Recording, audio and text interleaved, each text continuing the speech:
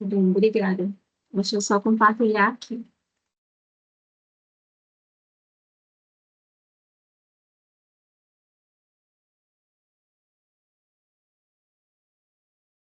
Vocês me escutam direitinho? Sim, Sim, Posso começar? pode sim. pode sim. Boa tarde a todos. O nosso trabalho é intitulado como Educação Ambiental como Fator Mobilizador para a Gestão Hídrica no Semiárido Brasileiro.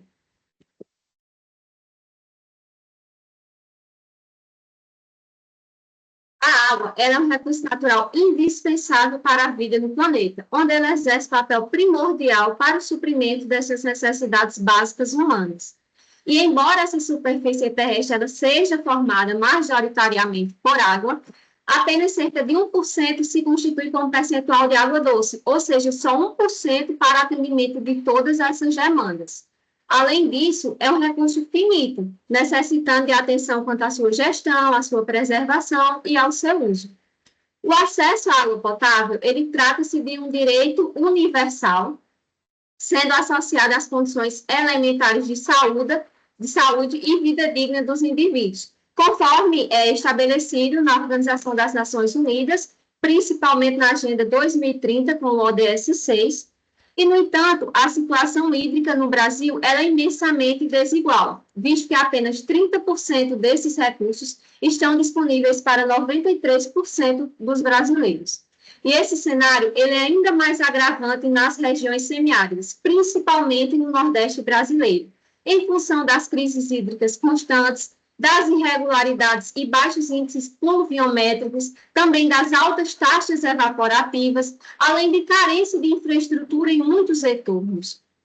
Então, nesse cenário de escassez, torna-se fundamental a gestão integrada e participativa, conforme as diretrizes de educação ambiental, mediante expresso a Lei da Política Nacional de Educação Ambiental, a Lei 9.795, do ano de 1999. Então, o presente artigo, ele visa integrar a educação ambiental no contexto do enfrentamento dessa escassez hídrica, desenvolvendo um plano de ação para mobilização social, ou seja, os indivíduos como fatores mobilizadores, a qual possam atuar no cumprimento de seus deveres, de modo a não desperdiçar esse recurso natural tão importante, promovendo, assim, a conscientização ambiental. Os procedimentos metodológicos eles foram baseados, em primeiro plano, no levantamento de questões e desafios enfrentados por essa população, principalmente a população rural, no município de Caruaru, Pernambuco, onde foram realizadas conversas informais com aproximadamente 56 indivíduos entre os meses de agosto e setembro do ano de 2024. Essas conversas informais foram realizadas com a sociedade civil em algumas comunidades rurais desse município e também instituições públicas e privadas, onde a gente sabe que tem a maior concentração de indivíduos de todos os locais. E esses questionamentos foram baseados acerca de saneamento ambiental, proliferação de vetores, como doenças de veiculação hídrica, infraestrutura e qualidade dos serviços prestados pelas autarquias, políticas públicas, programas sociais, e, a partir disso, foi realizado o delineamento das medidas ambientais com base nas diretrizes de educação ambiental. E essas medidas elas foram pautadas em palestras, cursos, elaboração de materiais e formação de grupos comunitários. E é essencial o envolvimento não só da comunidade, da sociedade, mas também da comunidade técnica e científica e também de gestores públicos. E tem o intuito de incluir e sensibilizar a população sobre o uso sustentável da água, porque não basta só ter acesso a esse recurso se ele não é racionalizado, se ele não é preservado da maneira adequada. Então, diante das frequentes mudanças climáticas, a escassez hídrica ela tem se agravado. Então, é fundamental implementar soluções para a governança eficaz da água, com a participação e a inclusão da população. Assim, a educação ambiental ela é um instrumento que pode levar estes a refletirem e, posteriormente, a transformarem seus comportamentos quanto aos prejuízos que estes causam aos meios hídricos. No projeto de intervenção com as medidas de educação ambiental, fizemos algumas problemáticas encontradas, ausência ou insuficiência de métodos de captação, ou esses são muito longes. Na parte de mobilização social, é realmente estabelecer um comitê que possam dialogar com esses gestores públicos sobre novos incentivos de captação e também realizar manutenções nos já existentes, auxílio da comunidade técnica e científica para tecnologias que contribuam para minimizar essa escassez e também realizar palestras e cursos que abordem essa racionalização da água, fontes alternativas contaminadas ou com baixa qualidade e elevação na ocorrência de doenças de veiculação hídrica, onde vai muito com o que o representante falou hoje pela manhã, né, nos minicursos, que alguns reservatórios eles estão contaminados devido à escassez hídrica. Então, temos a comissão que possa cobrar a manutenção dos sistemas já existentes e negociar técnicas de contaminação, onde a comunidade técnica e científica pode entrar nessas novas técnicas de descontaminação da água, e também abordar sobre a higienização de reservatórios em mãos, descontaminação de alimentos, e também uma comissão que possa dialogar sobre as doenças já existentes naquele município e também medidas de contingência, formulação de materiais que disporram sobre todo esse ciclo de contaminação e técnicas de prevenção, e realmente abordar com a comunidade sobre a fervura de alimentos para descontaminação, com produtos clorídricos, que a gente vê que é algo que eles deixam em segundo plano. Então, conclui-se que é primordial a adoção de um gerenciamento ambiental interligado com a participação coletiva, de modo a criar um controle social eficiente para a administração da água e conservação da biodiversidade, e é crucial que esses recursos hídricos eles sejam pautados em ações estratégicas de políticas públicas e sociais com governanças democráticas e participativas desenvolvidas pelas diretrizes de educação ambiental, a fim de que se possa promover a ampliação da conscientização ambiental conjunta de todos os autores, e não só da sociedade. Essas são as referências utilizadas em nosso trabalho, e obrigada pela atenção.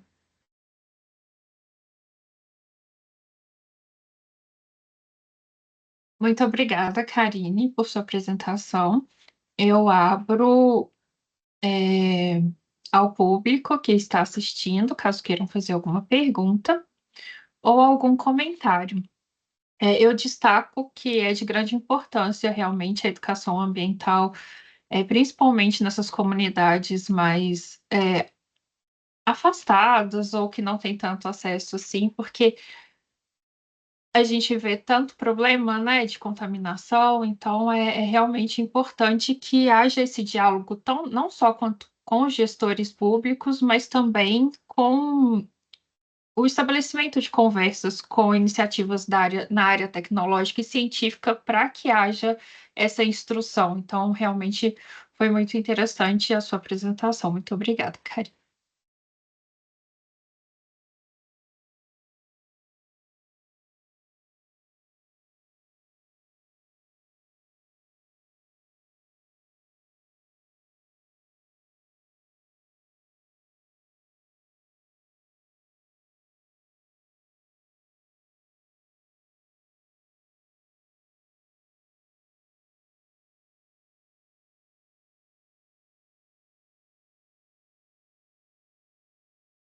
Bom, não havendo nenhum comentário ou pergunta, acho que podemos passar para a próxima apresentação, que acredito que seja da Karine também.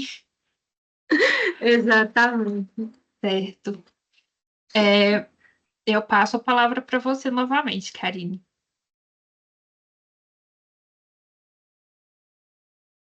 Fique à vontade.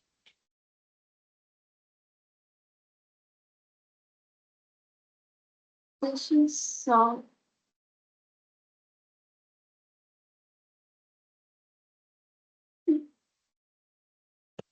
Ai, gente, eu não consigo compartilhar aqui. Deixa eu ver. Janela. Ai, vai dar certo. Agora vocês veem certinho? Sim, estamos vendo. Boa tarde a todos novamente. O nosso trabalho é intitulado como Objetivo de Desenvolvimento Sustentável 6, uma análise a nível mundial e nacional.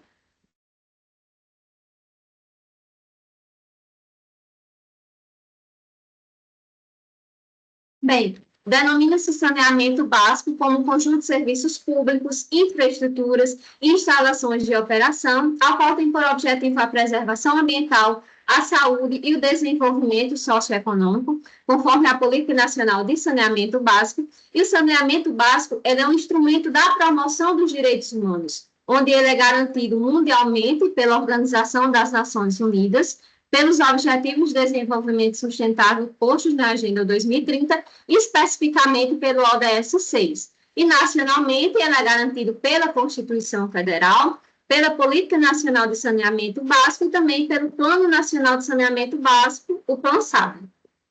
E ao decorrer dos anos, acentuou-se essa preocupação com o saneamento básico, pois a falta deste ocasiona efeitos negativos não só sobre a sociedade, mas também sobre o meio ambiente.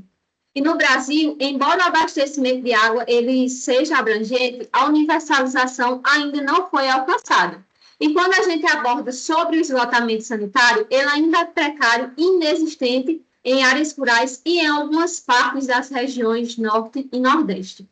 Então, a presente pesquisa ela tem por objetivo a análise desse Objetivo de Desenvolvimento Sustentável 6 em contexto mundial e nacional e relacioná-las com as proposições da Agenda 2050, visto a necessidade de universalização desses serviços, cuja insuficiência pode acarretar em efeitos adversos à saúde pública e também ao meio ambiente.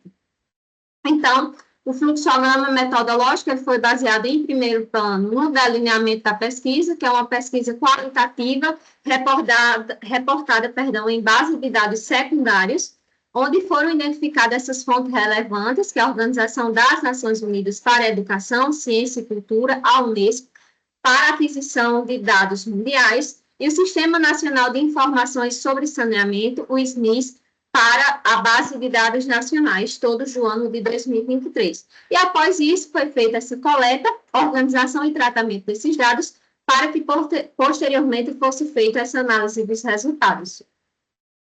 Os Objetivos de Desenvolvimento Sustentável, eles buscam firmar, através de ações globais, um futuro sustentável e favorável para todos os indivíduos. No entanto, para o seu atingimento, para o atingimento das metas da Agenda 2030, será necessário quadruplicar as atuais taxas de progresso, o que a gente sabe que, nesse momento, isso não é possível. Então, dos 8 bilhões de indivíduos mundiais, cerca de 26% não possuem acesso à água potável, ou seja, 2 bilhões. E cerca de 21% não possuem acesso ao esgotamento sanitário, ou seja, 1,7 bilhões. Nacionalmente, por mais que tenha uma grande oferta hídrica, o Brasil, este ainda não é distribuído de maneira uniforme. Então, dos 203,1 milhões, cerca de 15% não possuem água potável em suas casas e 44% não possuem acesso ao esgotamento sanitário. Segundo a Unesco, 44% do esgoto doméstico ele não é tratado de maneira adequada, ocasionando inúmeros transtornos sanitários e de saúde pública. Em 2019, por exemplo, 1,4 milhões de óbitos eles foram ocasionados por falta de serviços inadequados de higiene relacionados ao saneamento básico. Então, diante dessa possibilidade de se alcançar essas metas propostas na Agenda 2030, em ambos os cenários, faz-se necessário a Agenda 2050, onde eles têm investimentos de 20 bilhões ao ano, ou seja, 700 bilhões até o ano de 2033, para que se possa capacitar governos em gestão de contratos e também na mitigação da escassez hídrica. Portanto, conclui-se que as agendas mundiais elas configuram um imperativo para a ação e é essencial que tanto o Brasil como a comunidade internacional eles reavaliem suas estratégias e desenvolvam soluções integradas e também sustentáveis, pois o futuro das próximas gerações está intrínseco ao compromisso em enfrentar e solucionar os desafios persistentes na atualidade. Essas foram as referências bibliográficas utilizadas e obrigada pela atenção.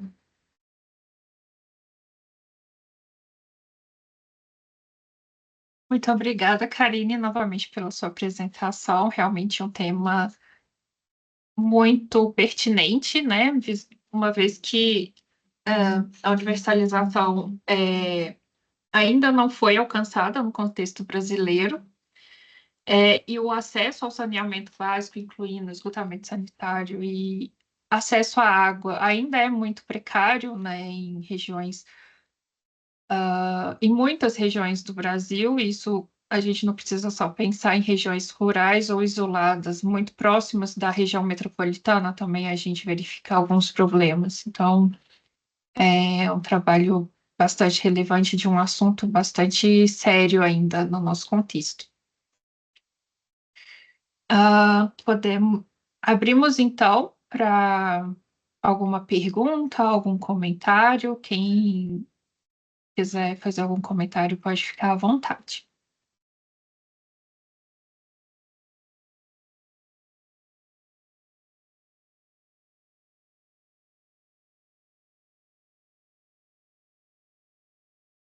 Bom, não havendo, podemos passar então para a próxima apresentação. O próximo autor, Marcelo, cujo título Metodologia P mais L. Pode ficar à vontade para compartilhar sua tela. Vou compartilhar aqui, pessoal.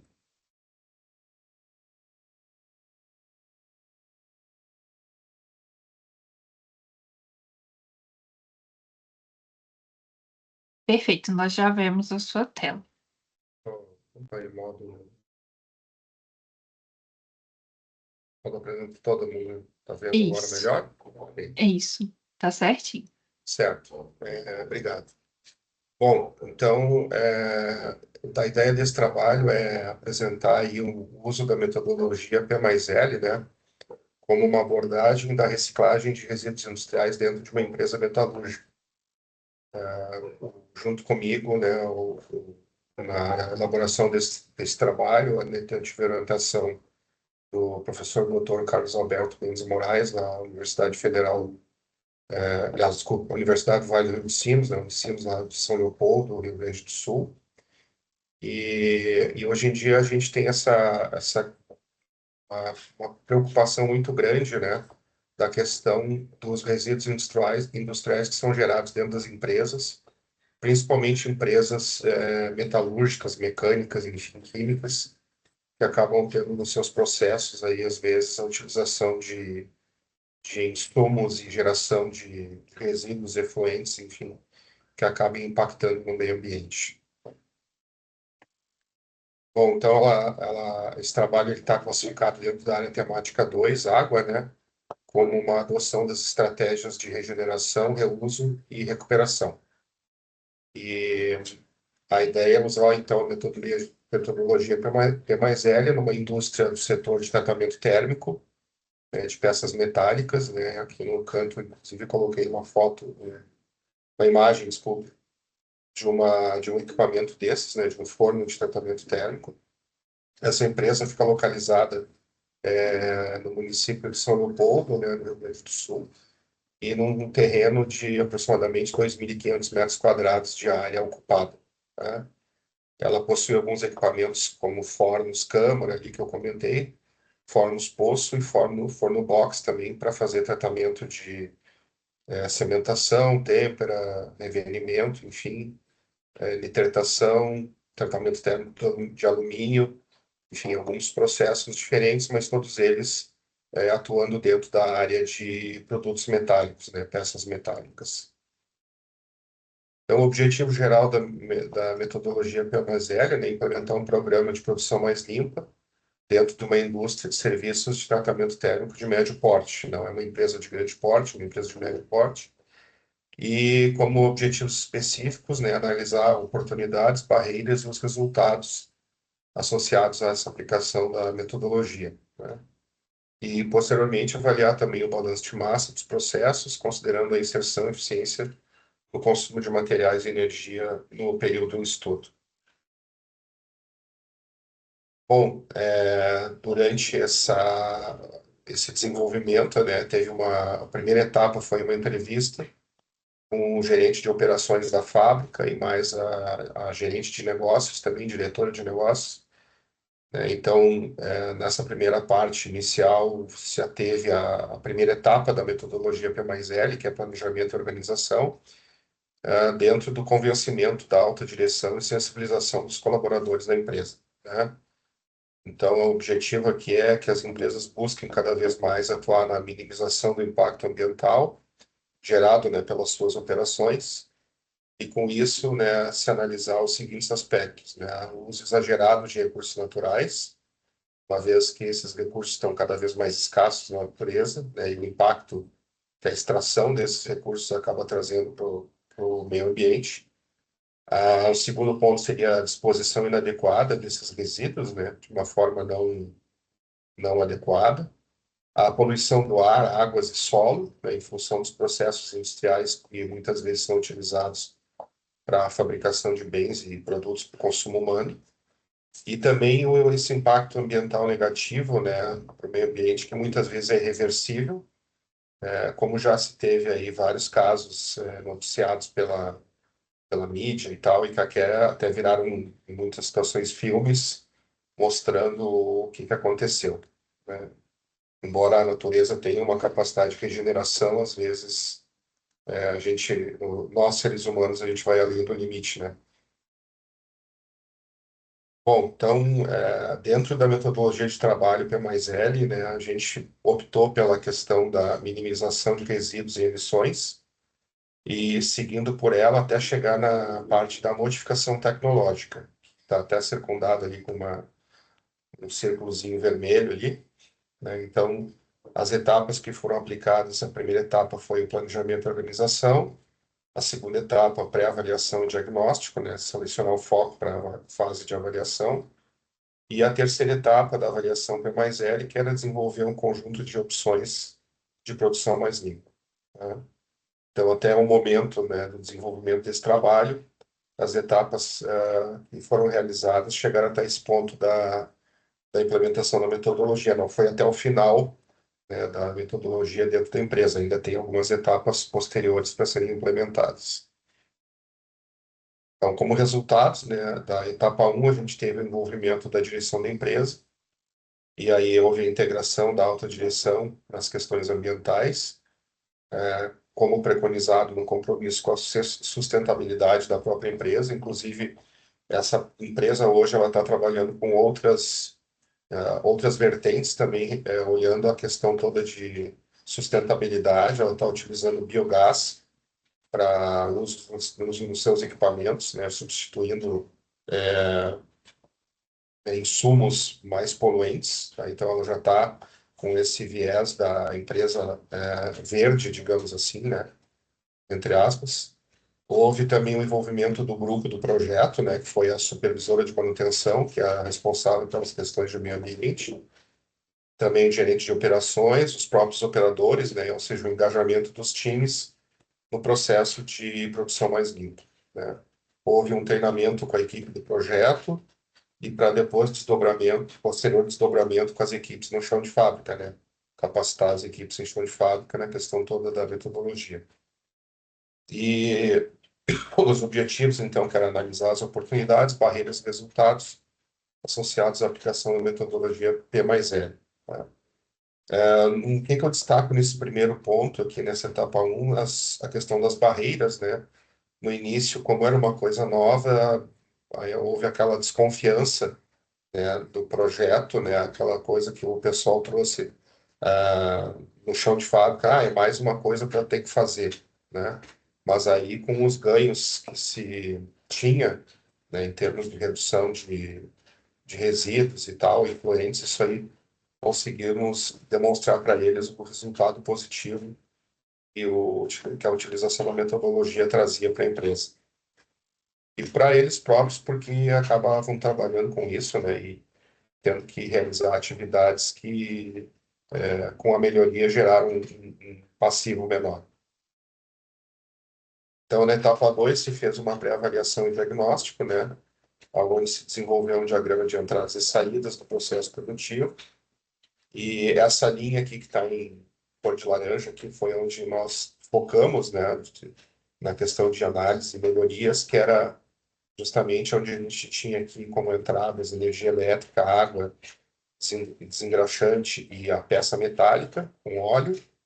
Corria uma etapa de lavagem da carga e na saída tínhamos água contaminada, embalagem contaminada e também óleo e borro, né? Borro é um resíduo que se forma e acaba se depositando no fundo do tanque, né? E a etapa 3, né, foi identificada, então, a possibilidade de implementação de uma opção imediata, né? E para as demais etapas vai ser realizada uma análise posterior, pois ainda necessitam de algumas situações adicionais aí para mais detalhadas para o desenvolvimento do projeto. Mas o que foi identificado é que nesse processo tinha um sistema de retirada do resíduo, né, chamado sistema copo, porque ele era um copo realmente, parecia um copo que passava e retirava o resíduo. Ele acabava sendo ineficiente, né? O banho ele acabava saturando antes e era necessário remover em torno de 3.000 litros de água contaminada, o que correspondia a um tanque de lavagem por mês, né? Lavagem das peças metálicas, né? E isso acabava gerando um volume de efluente com resíduo, né? Com óleo, em torno de 3.000 litros. E depois da melhoria que foi implementada, na situação atual, foi colocado um sistema separador de óleo, né? Chamado de skimmer, que é um sistema é composto de uma borracha, um rolo de borracha e um raspador, né? E com isso a empresa teve uma melhoria substancial no processo de lavagem das peças e uma separação do efluente líquido, né? O volume atual ele gira hoje em torno de 1.600 litros a cada 2 meses e assim teve uma redução considerável do efluente gerado para posterior envio para tratamento.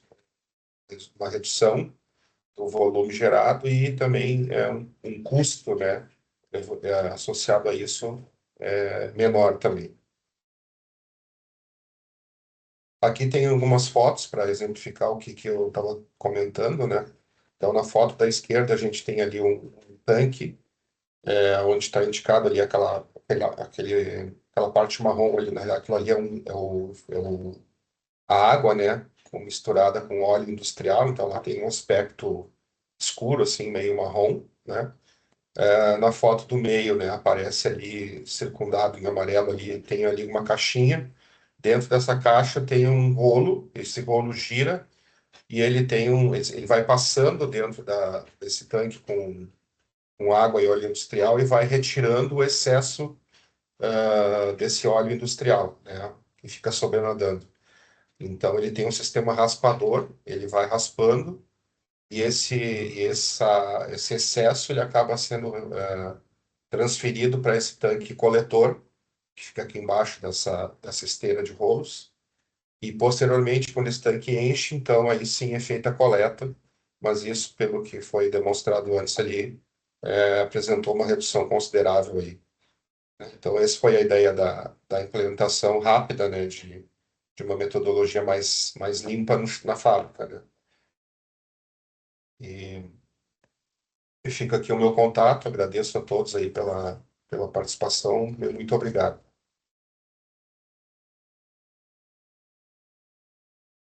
Muito obrigada, Marcelo, pela sua apresentação.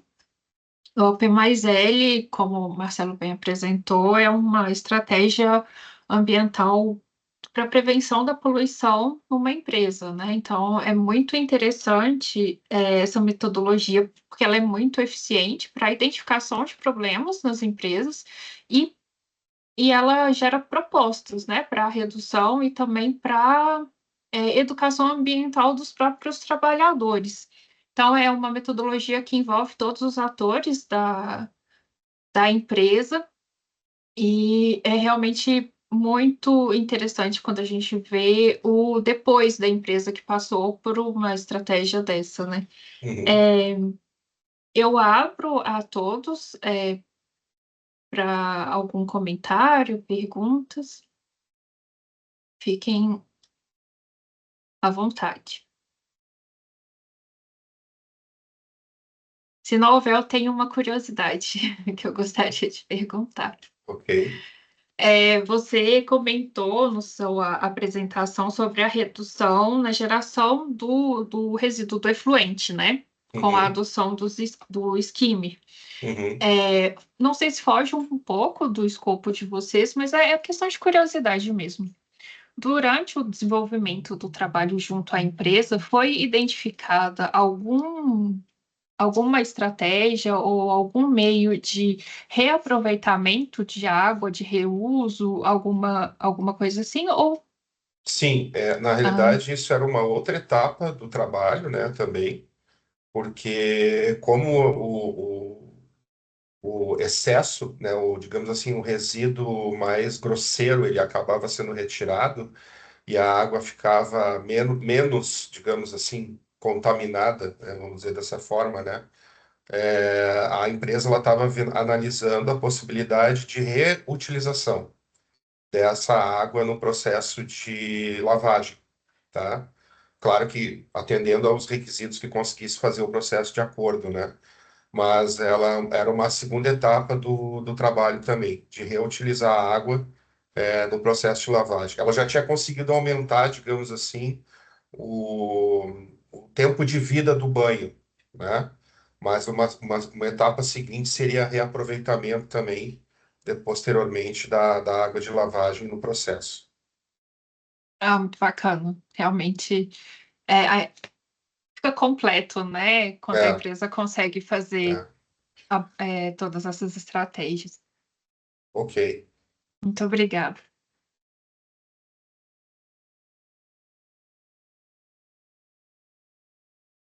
Bom, não havendo nenhuma pergunta ou comentário, acho que eu passo a palavra para a próxima autora, Isabela Belisário.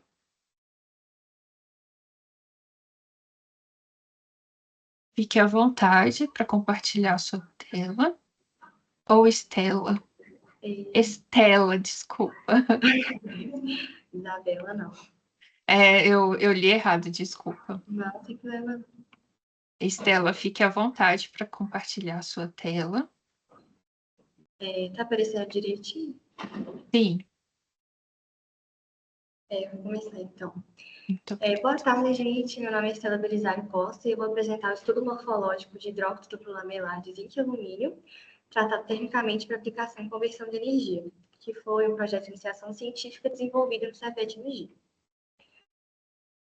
Bom, o nosso projeto ele se desenvolve em meio aos problemas ambientais cada vez mais críticos e frequentes pelo crescimento industrial, principalmente no setor têxtil, que utiliza muitos corantes no seu processo de produção, e esses corantes acabam sendo liberados como efluentes em fontes aquáticas, trazendo muitos impactos para o ecossistema, principalmente por serem resíduos muito tóxicos, que trazem impactos diretos para o ecossistema. E a partir disso surge essa necessidade de tratar esses resíduos de forma eficiente e barata, lidando com grandes volumes. E aí, o hidróxido prolamelar, que foi o material trabalhado no nosso projeto, ele tem surgido como uma alternativa eficiente, barata e de baixa nocividade para o tratamento de efluentes, por ele apresentar porosidade, elevada área superficial, uma pequena distância entre as bandas, entre as lamelas e a região interlamelar. E aí a figura 1 ela representa um pouco essa estrutura do HDL, que ele apresenta uma estrutura bidimensional, organizada em lamelas positivamente carregadas, organizadas em formas de octaedros, que tem no centro desses octaedros cátions divalentes, como zinco, e trivalentes, como alumínio, além de ânions de hidroxila na sua extremidade. E para estabilizar esse excesso de carga positiva, a gente tem no espaço interlamelar ânions de natureza orgânica ou inorgânica, como carbonato, além de ter também moléculas de água na estrutura. E aí o objetivo do projeto foi a obtenção do HDL de zinco e alumínio, pelo método de precipitação em sal base em pH constante, além de avaliar também os efeitos de um tratamento térmico conforme as alterações de morfologia e atividades fotocatalíticas. O tratamento térmico seria submeter o material em elevadas temperaturas para ver a formação do ODL, que é o óxido prolamelar, permitindo um aumento da área superficial e da cristalinidade, que está diretamente relacionado com o aumento da aplicabilidade. A metodologia, que foi sintetizada aqui por esse fluxograma, como eu disse, a obtenção do material se deu pelo método de coprecipitação, que consiste no gotejamento de uma solução de sais de zinco e alumínio numa proporção 2:1, uma solução de carbonato de sódio, sob agitação constante, havendo um controle do pH mantendo numa faixa de 9 e 10. E a partir disso, obteve-se uma solução, que foi em envelhecimento por 24 horas, e depois foi lavada e centrifugada. Obteve-se um precipitado que foi dividido em 3 partes. O HDLB, que ele não foi tratado, ele apenas foi seco em estufa, então é um material sem tratamento, foi seco em estufa a 60 graus. O HDLPP, ele foi seco em estufa a 100 graus, configurando-se como um tratamento intermediário, e o HDLTC, ele foi calcinado em forno a 500 graus, então é um tratamento um pouco mais intensivo. Todos esses materiais passaram por testes de caracterização, de difração de raio-x, microscopia eletrônica de varredura, espectroscopia de raio-x, TG, DTG e análise de área superficial, né, o BET. Além disso, também foram feitos testes de adsorção e fotocatálise. A adsorção foi realizada no escuro e a fotocatálise com a presença de luz branca, e em todos os casos utilizou-se um corante azul turquesa, que é comercial e amplamente utilizado, e fez a leitura também em espectrofotômetro, para analisar a descoloração do corante na presença de material. Bom, os testes de adsorção, primeiros resultados, é possível observar pela análise dos gráficos, né? Primeiro a gente tem o HDLB, depois o HDLTT, o HDLTC. Em todos os casos, a adsorção se inicia nos primeiros minutos, vai tendo algumas oscilações, mas em todos os casos os valores estão dentro da barra de erro. E aí a gente pode atribuir uma adsorção maior para o material sem tratamento, diferente do que a gente pensava, né? Aparentemente, essa área superficial do material tratado não estava tão disponível para adsorção, apesar de que todos apresentaram médias próximas, de 66% a 60%. Já a fotocatálise, que foi realizada com a presença da luz branca, foi possível observar que, para todos os casos, a remoção do corante ela foi superior do que na adsorção, que é um indicativo para a fotoatividade do material, que, além disso, pela presença de zinco e derivados de óxido de zinco, que são materiais semicondutores e permitem a sensibilização da superfície do material para a remoção e fotodescoloração do corante.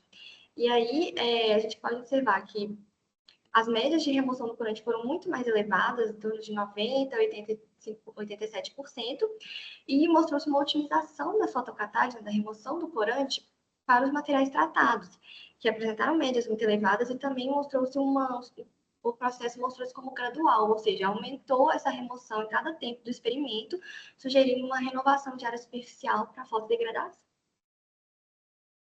E os testes de caracterização, primeiro a gente tem a difração de raio-x e podemos observar os picos, né, formados para demonstrar características da estrutura do material.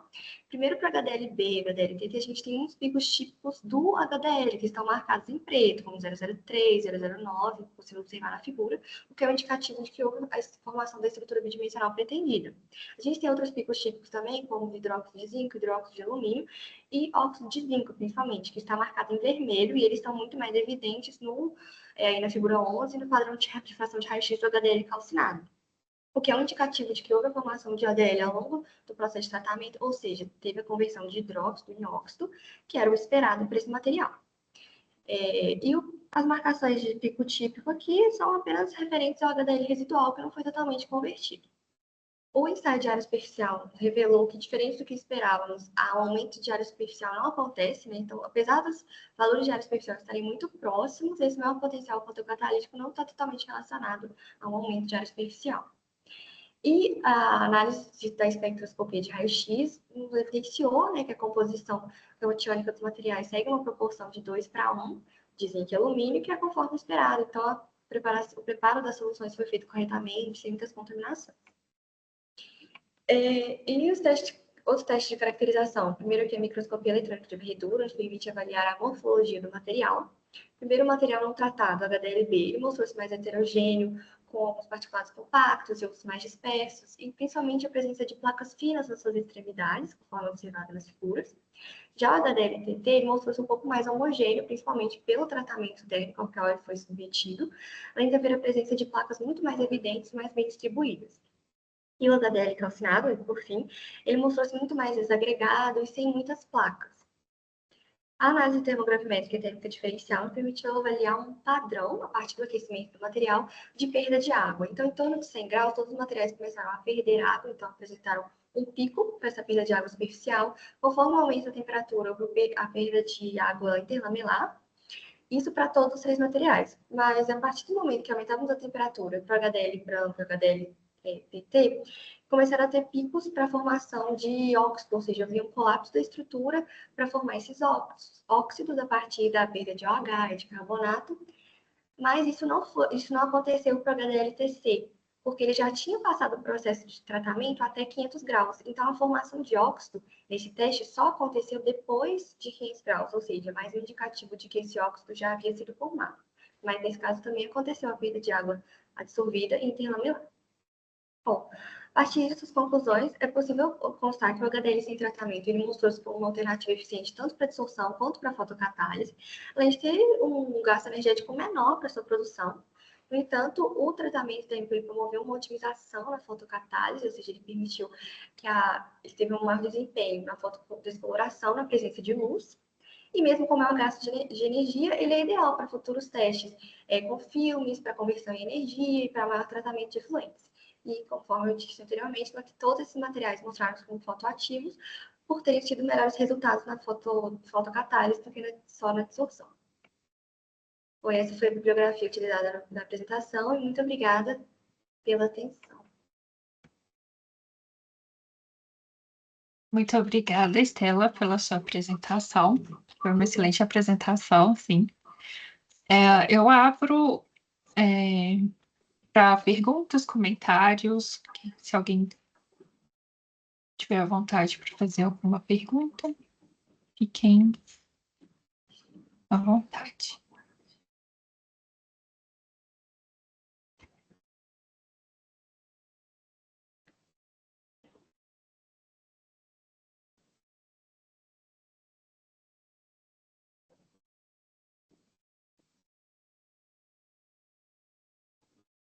Bom, não havendo nenhum comentário ou pergunta, muito obrigada, Estela, Obrigada, você. por sua apresentação. Acredito que nós tivemos a apresentação de todos os autores escalados para essa sala. Abro aqui também. Falta um ainda. Oi? A Diana Clara. Isso. Ana Oi. Clara, desculpa. Tudo bem. Estava na ordem diferente aqui a minha listinha. Fique à vontade, Ana Clara, para você compartilhar sua tela. Tá certinho? Sim, tá certinho. Ok. Bom, boa tarde a todos. Meu nome é Ana Clara Cruz e eu vou apresentar sobre a avaliação da capacidade de adsorção de hidróxido duplo lamelar de zinco e alumínio que passa por tratamento hidrotérmico. É um projeto de pesquisa desenvolvido no Centro Federal de Educação Tecnológica de Minas Gerais, o CEPET-MG, que foi orientado pelo professor Flávio Freitas e co-orientado pela professora Núria Ângela. Bom, não tá passando, calma. Perdão. Ok. Eu não tô conseguindo passar. Um minutinho, porque a tela tá aqui, assim vai. Bom, devido às crescentes preocupações com os impactos ambientais causados pela poluição dos recursos hídricos, estratégias que sejam de baixo custo, considerável eficiência e baixa nocividade para o tratamento de efluentes se mostram cada vez mais evidentes e urgentes. E é nesse contexto que a adsorção pela ação dos hidróxidos duplos lamelares emerge como uma alternativa promissora, por apresentar as características supracitadas, além de uma estrutura única. Conforme é possível observar na figura 1, na qual temos a representação esquemática da estrutura de um HDL, trata-se de um material bidimensional formado por cátions bivalentes e trivalentes, que são coordenados por 6 grupos hidróxidos em octaedros que formam lamelas, e para estabilizar essa carga positiva são necessários ânions de domínio interlamelar. E o tratamento hidrotérmico é uma abordagem eficaz para a obtenção de materiais que apresentam elevada área superficial, um pequeno band gap, uma pequena distância entre as bandas de condução, e uma região interlamelar bem definida, que são características que contribuem para o potencial de adsorção de corantes. Desse modo, o projeto teve como objetivo um estudo morfológico de HDL, obtido pelo método de coprecipitação a pH constante, que vai ser denominado no decorrer dessa apresentação como HDLB, bem como a sua avaliação comparativa com o tratamento hidrotérmico realizado em autoclave e estufa a 100 graus Celsius, e denominado no decorrer dessa apresentação como HDL-TH. Os materiais, então, foram caracterizados por microscopia eletrônica de varredura, espectroscopia de raio-x, difração de raio-x e análise de área superficial. Passando agora aos resultados, a análise de espectroscopia de raio-x por energia dispersiva mostrou que ambos os materiais apresentam composição molar catiônica de 2:1, conforme pretendido durante a síntese. Já na figura 4, nós temos os resultados dos padrões de difração de raio-x do HDL-TH e do HDL-B, respectivamente. Sendo que, nesses padrões, é possível observar, em primeiro lugar, uma grande similaridade entre eles, e é possível observar que ambos os materiais apresentam picos bem definidos, o que denota a cristalinidade do material obtido. Além disso, é possível observar, identificado em preto, a presença de picos de planos de difração característicos de hidróxido duplo lamelar, o que confirma a obtenção da estrutura bidimensional pretendida. Além de ser possível verificar outras fases de zinco e alumínio, identificados, por exemplo, de hidróxido de zinco e hidróxido de alumínio, mas com um destaque para a presença de fases de óxido de zinco, identificadas em vermelho. Além disso, a partir da análise de DRX, foi possível calcular a distância interlamelar, sendo essa igual próximas a 0,76 nanômetros em ambos os materiais, o que indica que o espaço interlamelar é ocupado por um ânion volumoso, como o carbonato, sendo essa distância característica para materiais, para HDLs que apresentam carbonato como ânion intercalado. Bom, já na figura 6, na figura 5 e na figura 6, perdão, temos os resultados de microscopia eletrônica de varredura do HDL-B e do HDL-TH, respectivamente, sendo que é possível observar que ambos os materiais formam aglomerados de partículas com tamanhos e formas variáveis, com textura distinta e presença de poros, além de que não é possível observar em um dos dois materiais a presença do padrão hexagonal característico descrito na literatura. Além disso, é possível observar que o tratamento insere na superfície do material estruturas similares a folhas, que possivelmente altera a sua área superficial. E essa alteração da área superficial é comprovada pelos resultados obtidos pelo ensaio de área superficial, pelo método BET, em que se tem que o tratamento promove alterações muito significativas na área superficial, de modo a diminuí-la, uma vez que a área superficial do HDL-B foi determinada como 39,950 metros quadrados por grama, enquanto a do HDL-TH foi determinada como 21,725 metros quadrados por grama. Além disso, é possível verificar que o tratamento hidrotérmico promove um maior ordenamento quando comparado ao HDL-B. A capacidade adsortiva foi avaliada a partir de cinéticas de adsorção no escuro, pelo monitoramento da banda máxima de absorção do corante azul turquesa, que é um corante têxtil comercial, sendo que seu máximo de absorção é em 668 nanômetros. Bom, é possível observar, então, na figura 16, que ambos os materiais apresentam tendência pronunciada de interação com o corante, sendo que essa se dá a partir de adsorção superficial, que remove o corante da solução, então descolore a solução, uma vez que a adsorção percentual média de ambas as amostras foi superior à amostra controle, que continha apenas a solução de corante.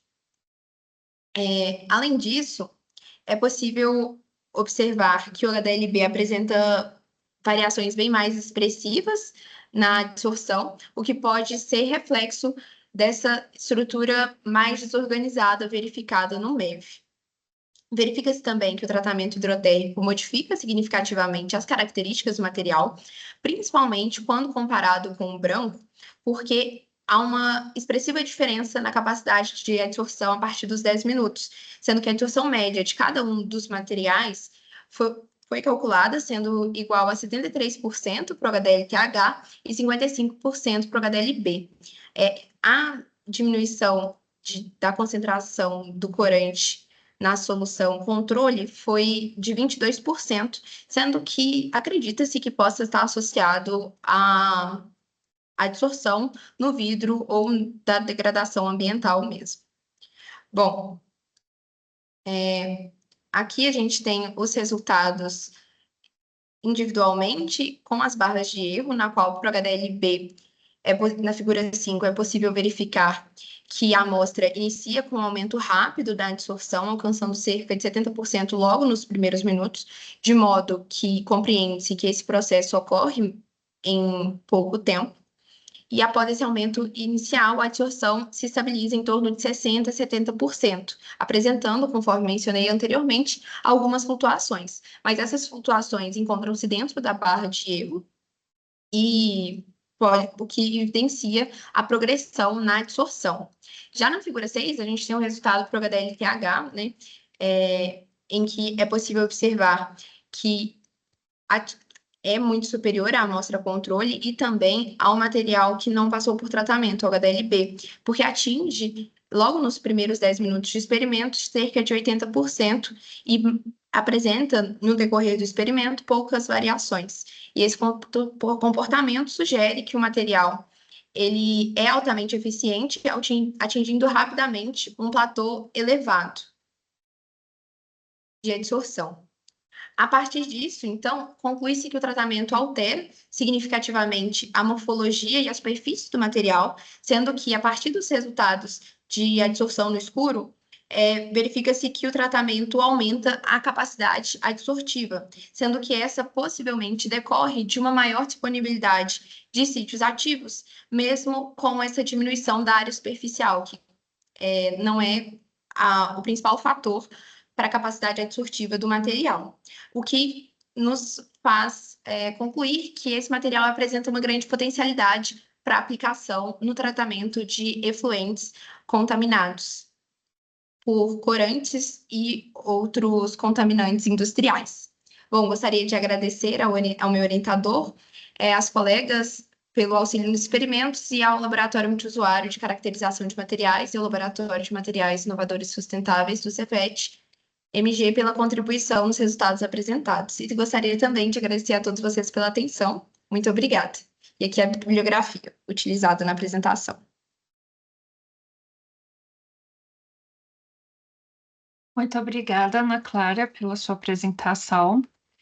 Foi muito interessante ver a integração dos dois trabalhos apresentados por último.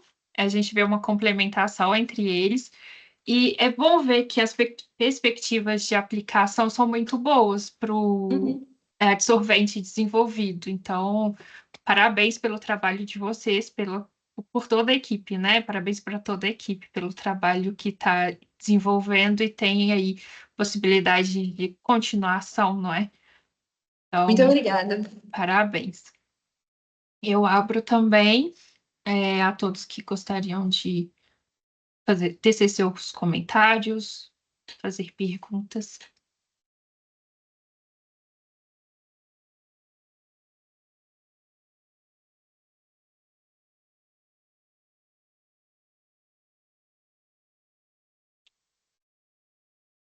Bom, então, não havendo nenhum comentário, acredito que agora a gente consegue encerrar, pode encerrar. Todos apresentaram corretamente. Então, muito obrigada pela participação de todos. Todas as apresentações foram muito enriquecedoras. Acredito que todo mundo aqui aproveitou bastante de todas as apresentações e todos os temas discutidos. Uma boa tarde para todos. E temos aí mais 2 dias e meio, né, de apresentações e mesas. São todos convidados para participar de todos os eventos do workshop.